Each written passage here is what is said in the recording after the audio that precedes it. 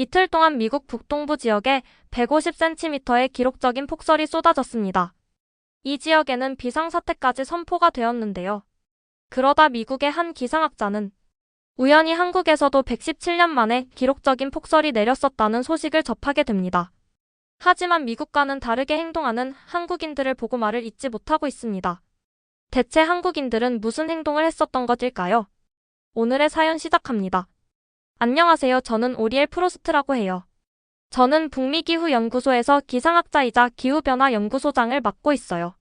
매일 저는 구름, 바람, 폭풍 등을 연구하며 날씨의 변화에 대해 연구하고 있어요. 큰 컴퓨터와 지도, 위성에서 얻은 데이터를 사용하여 날씨를 예측하고 사람들을 안전하게 보호하는 데 도움을 주고 있어요. 어렸을 때부터 저는 제1에 대한 열정이 있었어요. 자연의 수수께끼를 해결하는 도전이 참 즐거웠고 변화무쌍한 날씨를 예측하는 일이 흥미로웠어요. 무엇보다도 저의 연구를 통해 시민들이 날씨에 대비할 수 있도록 도움을 줄 수 있다는 점이 너무나 보람찼어요. 저는 매일 연구소로 출근해 실험실에서 수십 대의 컴퓨터와 모니터에서 쏟아져 나오는 각종 기상 관측 데이터와 예측 모델들을 분석하여 날씨를 파악했어요. 실시간 위성사진으로 기류의 방향, 속도, 기압 등을 파악하여 정확하게 날씨를 예측하는 것이 저의 일이었어요. 저는 저의 전문 지식에 자부심을 느꼈어요. 왜냐하면 제 연구가 사람들의 생명을 구할 수도 있다는 것을 알았기 때문이에요. 그래서 저는 제가 사는 곳이 미국이라는 사실이 좋았어요. 미국은 세계 최고의 첨단 기술과 장비들이 갖춰져 있고 그를 뒷받침할 만한 경제적 지원도 있었기에 더욱 날씨를 정확하게 예측하고 이에 대비할 수 있다고 믿었거든요. 그러던 중 직장 동료 중 한 명이 한국 기상청에 대한 칭찬을 하는 것을 듣게 되었어요. 하지만 저는 한국과 그곳의 기상재난 대응 방식에 대해서는 강한 불신을 품고 있었어요. 한국은 아무래도 미국보다 약소국이고 기술적, 경제적으로 모두 미국에 뒤처진다고 생각했거든요. 날씨를 정확하게 예측하기 위해서는 그만큼 정확하고 정교한 데이터베이스가 기본이 되어야 한다고 생각하는데 한국은 그만큼의 기술력이 없다고 믿었어요. 이런 제 편견은 어릴 적부터 제가 보고 배워왔던 것들에서 시작되었어요. 한국은 미국을 비롯한 서양에 비해서는 발전이 더딘 국가로 전쟁 시에도 우리나라가 도움을 줄 정도로 약소국이라고 배웠어요. 물론 전쟁 이후로는 빠르게 발전했다고 듣긴 했지만 아직까지도 미국에는 현저히 뒤처진다고 생각했어요. 그렇기에 한국의 기상관측 기술이나 재난관리 시스템도 구식이고 비체계적일 것이라고 믿었죠. 일상 업무에서도 저는 종종 생각했어요. 우리의 위성과 컴퓨터는 다른 나라에서 가질 수 있는 어떤 것보다도 훨씬 뛰어나다라고요. 저는 우리나라의 기술과 방식을 자랑스럽게 여겼고 한국이 기상재난을 잘 대응했다는 보고를 들을 때면 그 이야기를 충분히 듣지도 않고 무시하곤 했었어요. 왜냐하면 그들의 방식들이 우리만큼 뛰어나지 않다고 확신했었거든요. 2024년 어느 추운 날 아침 연구실에서 다가오는 겨울 시즌에 대비해서 과거 겨울 데이터들을 토대로 최신 예측 데이터를 검토하고 있었어요. 그런데 기류의 움직임과 습도가 심상치 않았어요. 겨울 폭풍이 몰려올 것을 알 수 있었죠. 연구소는 정신없이 바빠졌고 연구원들과 기상의 보관들 모두 겨울 폭풍에 대비하기 위해 정확한 데이터를 수집하기 시작했어요. 우리는 모두 놀랄 수밖에 없었어요. 모든 데이터들이 무시무시한 폭설이 닥칠 것이라고 말하고 있었거든요. 우리는 지체하지 않고 최대한 빨리 날씨를 전했어요. 저희는 폭설의 위험을 경고하며 최대한 많은 이들에게 날씨를 전하기 위해 노력했어요. 정부와 국가기관, 일반 시민들 모두 철저하게 대비하길 바랬어요. 이런 폭풍이 얼마나 위험할 수 있는지 알기 때문에 최대한 위험을 줄이고 잘 이겨내길 바랬거든요.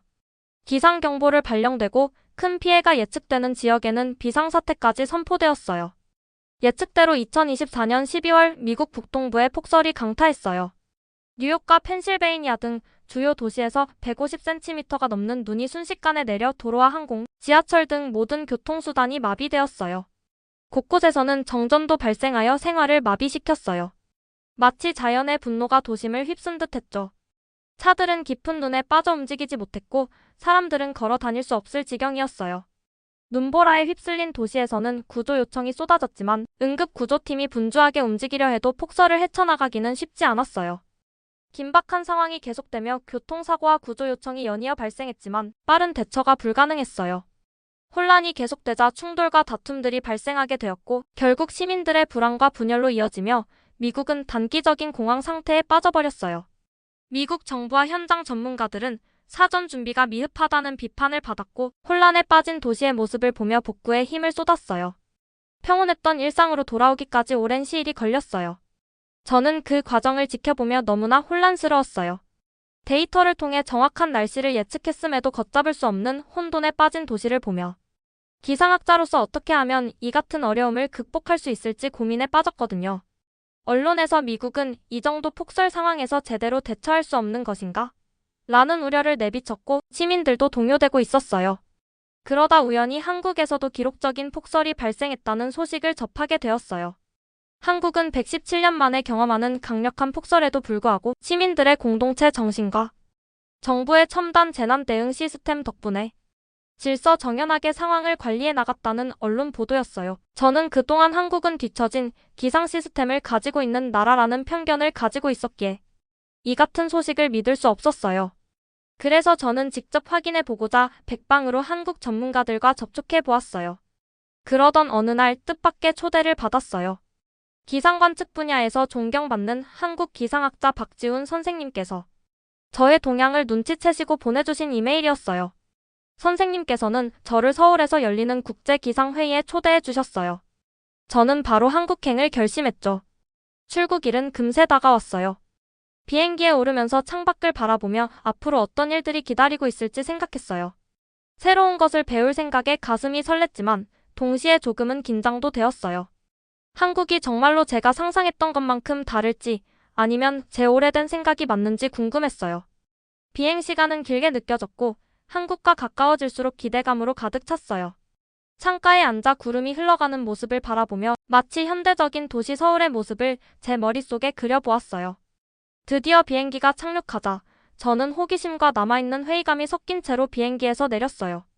신선한 공기와 활기찬 에너지가 넘치는 도시의 모습이 저를 맞이했어요. 폭설 피해의 흔적을 찾을 수 없음에 놀랐어요. 서울의 거리는 분주하고 밝았으며 목적을 가지고 움직이는 사람들로 가득했어요. 고층 빌딩과 활기찬 시장들이 있었고 눈길을 돌릴 때마다 전통과 현대가 어우러진 느낌이었어요. 제가 생각했던 것과는 정말 다르다는 생각이 들었어요. 첫 며칠 동안 저는 회의에서 여러 프로그램에 참석했어요. 큰 강의실에 앉아 최신 기상 모델, 새로운 예측 기술, 그리고 재난 관리 방법에 대한 발표를 들었어요.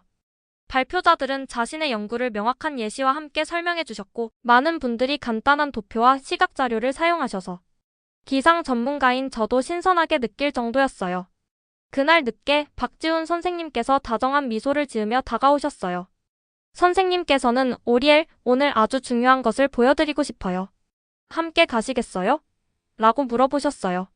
선생님의 초대는 따뜻하고 진심이 담겨 있었어요. 아직 제 속에 숨어있던 편견이 있었지만 저는 선생님의 초대를 기꺼이 받아들였어요. 한국 기상 전문가들이 어떤 능력을 가지고 계신지 직접 보고 싶었거든요. 저희는 함께 서울 외곽에 위치한 작은 기상 관측소로 이동했어요. 그 관측소는 키 큰 나무들과 탁 트인 들판으로 둘러싸여 있었고 하늘이 한눈에 들어왔어요. 매우 고요하고 평화로운 장소였어요. 박지훈 선생님께서는 최첨단 레이더와 위성, 시스템 등 고급 장비를 사용하여 날씨 변화를 예측하는 방법을 자세히 설명해 주셨어요.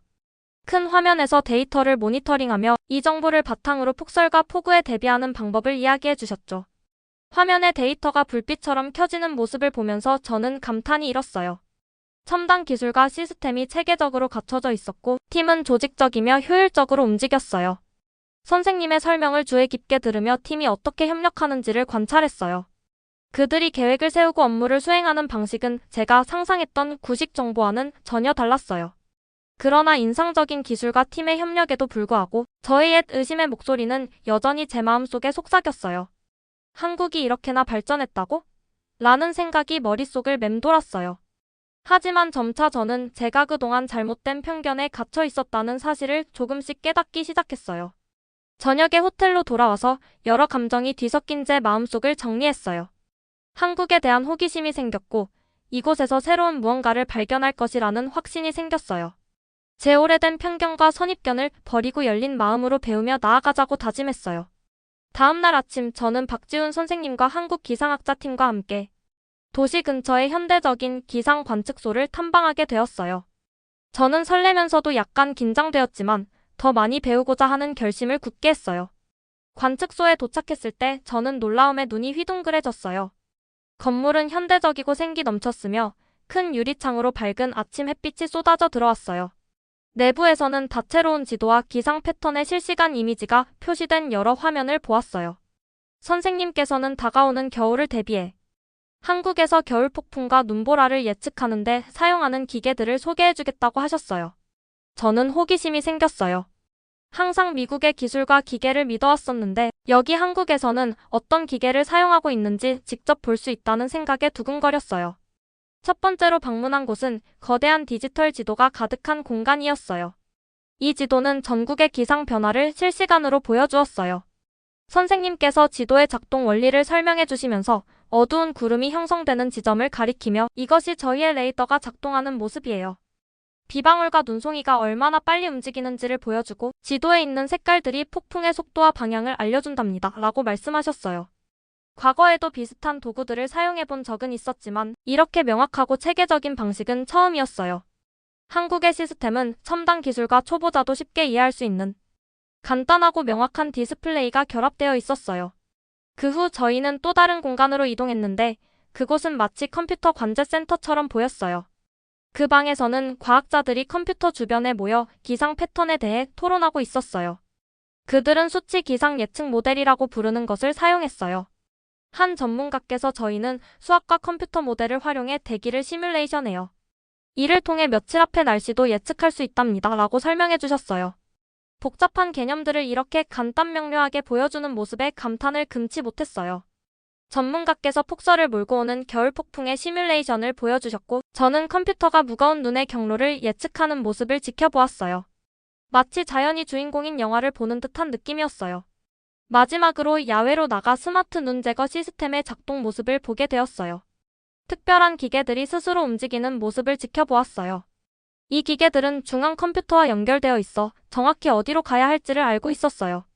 시스템이 얼마나 원활하고 효율적으로 작동하는지 보고 저는 놀라움을 금치 못했어요. 박지훈 선생님께서는 이 기계들은 실시간 데이터를 기반으로 움직여요. 눈이 어디에 쌓일지를 예측해서 필요한 곳에 정확히 도움을 보내준답니다. 라고 설명해 주셨어요. 저는 기계들이 완벽한 조화를 이루며 도로를 빠르고 안전하게 청소하는 모습을 보며 감탄했어요. 그 모습은 저로 하여금 한국의 기술 한계에 대해 가졌던 제 이전 생각에 의문을 품게 만들었어요. 하루가 끝날 무렵 제 노트는 새로운 아이디어와 관찰로 가득 찼어요. 한국의 기상 시스템은 제가 생각하던 것과는 완전히 달랐어요. 저는 경외감과 감사함이 뒤섞인 감정을 느꼈어요. 한국의 기상 전문가들이 현대적인 기계와 간단한 방법을 사용하여 일하는 모습은 영감을 주었고 제가 품어온 편견은 완벽히 잘못된 것임을 깨달았어요. 저는 그동안 제 자신의 방식에 자신이 있었지만 배울 것이 훨씬 많다는 것을 알게 되었어요. 한국에서 본 기술들은 단순히 첨단일 뿐만 아니라 팀워크와 명확한 소통, 그리고 자연에 대한 깊은 존중에 기반하고 있었어요. 혁신은 여러 곳에서 올 수 있다는 사실을 이해하면서 제 마음이 열리기 시작했어요. 저는 미래에 대한 기대감이 점점 커짐을 느꼈어요. 앞으로 더 많이 배우고 오랫동안 붙잡았던 옛 믿음들을 조금씩 내려놓을 준비가 되어 있었어요. 새로운 경험 하나하나가 기상 세계를 더 잘 이해하는 한 걸음임을 느꼈어요. 한국에서의 매일은 새로운 모험 같았어요. 관측소에서 인상적인 기상 기술을 본 후 저는 박 선생님께 사실 한국의 폭설 대응 방식에 대해 배우고 싶다고 고백했어요. 저의 말을 듣고 박 선생님은 저에게 현장 경험을 제안하셨죠. 선생님과 기상학자 몇 분과 함께 눈이 많이 올 것으로 예상되는 산악 지역으로 향했어요. 저는 민재라는 이름의 한국 기상 기술자와 한 팀이 되었어요. 민재라는 분은 친절하고 인내심이 많았어요. 오리엘, 여기서 저희가 이동식 기상 관측소를 어떻게 활용하는지 보세요. 라며 작은 차량에 장착된 작고 간편한 기기를 가리키셨어요. 이 기기는 온도, 풍속, 습도에 대한 실시간 데이터를 수집했어요. 저는 이 휴대용 기기가 얼마나 매끄럽게 작동하는지 보고 감탄했어요. 민재 기술자님께서는 여러 곳에서 실시간으로 데이터를 모아 넓은 지역의 기상을 아주 정확하게 파악할 수 있다고 설명해 주셨어요. 목적지에 도착 후 우리는 임시 관측소를 설치했어요. 저는 그들이 기기를 신중하게 연결하고 손에 들고 있는 풍속계로 바람을 측정하며 모든 정보를 꼼꼼히 기록하는 모습을 지켜보았어요. 팀원들은 여러 사람이지만 마치 한 사람인 것처럼 최고의 팀워크를 보여주었어요. 끊임없이 소통하며 각자에게 주어진 일을 완벽하게 처리했죠. 저는 작업 과정을 지켜보며 모두가 서로와 지역사회를 얼마나 아끼는지를 보게 되었어요. 관측소 설치를 마친 후 마을로 내려갔어요. 현지 주민들은 폭설에 대해 미리 경고를 받은 후 대책회의를 통해 눈보라 대응 매뉴얼을 갖추었다고 했어요. 그들은 벌써 폭설에 대비해 길을 정비하고 어르신들과 아이들을 돌보기 위해 힘을 합치고 있었어요. 그리고 혹시 모를 대피소도 갖추어져 있었죠.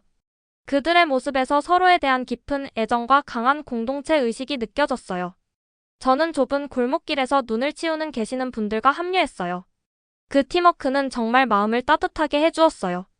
나이 드신 이웃, 아이들, 그리고 심지어 처음 만난 사람들까지 모두 함께 일하는 모습이었어요. 한 여성분께서 추운 날씨에도 웃으며 한국에서는 우리가 서로 돕는답니다 라고 말씀하시는 걸 듣고 저는 미국과 한국이 이렇게 다를 수 있을까 하는 생각과 사실에 잠시 멈춰 생각하게 되었어요. 다음날 저는 마을 분들의 양해를 구하고 마을회의에 참석했어요. 이 마을은 강설량이 많은 곳이라 주기적으로 회의를 진행한다고 했어요. 회의가 시작되자 수민이라는 친절한 여성분께서 말씀을 시작하셨어요. 그녀는 눈보라에 대비해 마을 사람들 각자의 할 일을 나누고 비상연락망을 점검했어요. 마을 곳곳에 긴급 키트를 갖추어 두었고 위험해질 경우의 상황까지 대비하고 있었어요.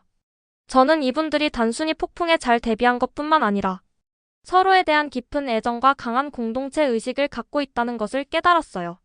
그녀의 이야기를 들으면서 저는 과거 한국 기상 전문가들과 지역사회에 대한 제 의심이 얼마나 어리석었는지를 되돌아보게 되었어요.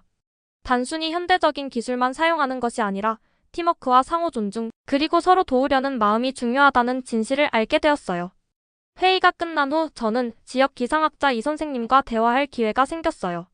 이 선생님께서는 자랑스러운 눈빛으로 마을이 어떻게 현대 기술과 전통적인 방법을 함께 사용하여 날씨를 예측하고 폭풍에 대비했는지를 설명해 주셨어요. 저희는 이용 가능한 모든 자원을 활용해요 라며 따뜻하게 웃으시면서 말씀하셨어요. 때로는 이웃들과의 소통처럼 가장 단순한 해결책이 최고의 기술일 때도 있답니다. 이 선생님의 그 한마디 한마디가 저를 멈춰 서게 했고 제 좁은 시각을 깊이 돌아보게 만들었어요. 이웃들이 함께 도로에 눈을 치우고 낯선 이들에게 혹독한 날씨 속에서 쉼터를 제공했던 이야기를 들으면서 제 마음은 점점 가벼워졌고 서로를 아끼는 모습 속에 담긴 아름다움을 느끼기 시작했어요. 그리고 제 오랜 믿음, 즉 한국의 방법이 열등하다는 생각은 점점 사라져갔어요. 그날 밤 저의 머리는 새로운 아이디어로 가득했고 마음은 점차 열리고 있음이 느껴졌어요. 제 편견이 진실이나 경험에 기반한 것이 아니라 단지 오래도록 붙잡았던 잘못된 생각에 불과하다는 것을 깨달았어요. 한국에서 목격한 따뜻한 마음, 효율성, 그리고 헌신이 제 오래된 관념을 산산조각 내어버렸어요. 한국에서의 경험을 통해 전문성이란 단지 최고의 기술을 갖추는 것이 아니라 사람들을 아끼고 팀으로 협력하며 자연의 도전에 용기와 온정으로 맞서는 것임을 깨달았어요. 첨단 기술로 날씨를 정확하게 예측한다 한들 철저한 대비 없이는 자연 현상에 대응할 수 없음을 알게 된 것이죠. 한국인들이 힘을 합쳐 자연재해를 이겨내는 모습이 너무나 인상적이었어요. 기술과 인간의 이상적인 조화라는 생각이 들었어요. 저는 한국에서 새로운 기술만 배우는 것이 아니라 기상, 삶, 그리고 공동체에 대해 새롭게 생각하는 방법을 배워가고 있다는 사실을 깨달았어요. 미국으로 떠나는 날, 저는 한 번도 느껴본 적 없는 평온함을 느끼며 일찍 일어났어요. 밖의 차가운 공기는 한국에서 겪었던 모든 경험들을 떠올리게 했어요. 한국은 여러 면에서 저를 변화시켰다는 것을 실감했어요. 이제 저는 다시 미국으로 돌아가 한국에서 배우고 느낀 것들을 공유하고 적용시킬 계획이에요. 오늘의 사연 재미있게 보셨나요? 영상을 보신 후 여러분들의 생각과 감정에 대해 댓글로 남겨주세요. 여러분들의 영상 댓글로 한국을 전 세계에 알릴 수 있을 것 같아요. 마지막으로 여러분들의 구독과 좋아요, 알림 설정은 영상 제작에 큰 힘이 됩니다.